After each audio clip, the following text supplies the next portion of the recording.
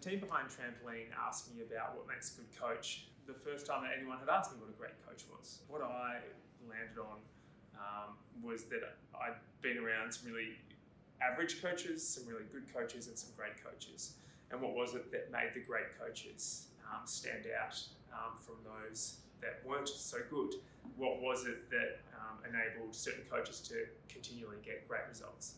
And I landed on two types of really, really good coaches that got a lot of good results. The two coaches were either framework-driven coaches or really high EQ type coaches, coaches that have really good emotional connections with their athletes. En masse, the most effective is a framework-driven coach. So they'll have a framework that essentially will deliver a certain result. They know if they put people into this factory, that a certain result will come out at the end for 70% of their athletes. And that's great for the 70% of athletes for which that framework works. The issue is that what outstanding results are they missing from the 30% of athletes that don't fit well with that framework? The other type of coaches are really great EQ coaches. Now, they can only work with a small handful of athletes. They provide a highly customized environment that responds to how that athlete's feeling on a particular day, to the type of personality that that athlete has.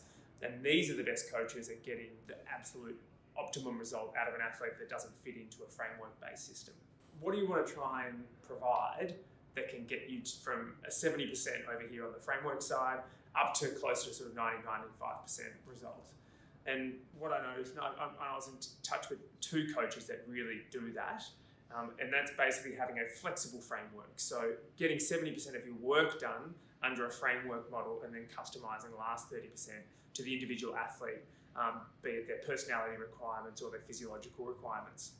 And you can only do this by seeking feedback.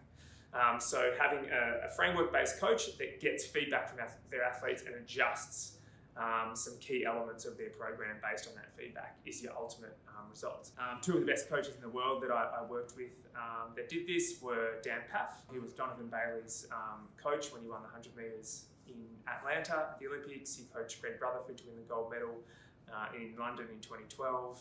But he's coached dozens and dozens of people that have been to Olympic Games, and he's in the double figures in terms of medalists. And it's by having this flexible coaching framework. He does it by modifying your therapy, your strength and conditioning programs, even diet, based on feedback of the individual athlete. But the core training fundamentals, the energy system work, all that sort of stuff is generally done within his framework. So he customizes in the periphery around the core work. Another person that's done a really great job of that flexible framework type work, a guy named Aki Hinsa, and he trains all the Formula One drivers.